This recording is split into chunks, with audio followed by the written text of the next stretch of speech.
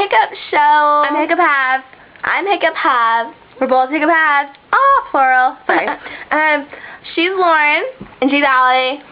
And we're doing interviews today. And it's her turn. So, Here we go. okay. I'm Lauren, I think. So tell me something about yourself.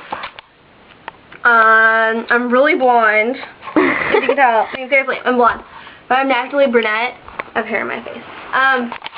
I've like, those typical blonde moments every girl has, but I have twice as much. And More like 5 times as much. hey, don't gonna know that. Okay, I live in Beverly Hills. I go to Uptown. Yeah, I go uptown. The girls filming downtown. Psh, losers. I'm joking. I love all you downtown people. You do. And I don't really know what to say. I really want cheese though. Yeah, I ate all the cheese. Well, we ate all the cheese. Yeah.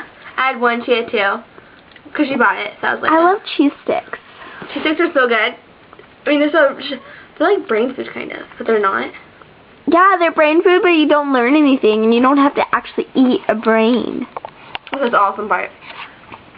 I like socks. See? Look at her. There's my feet. Those sexy socks.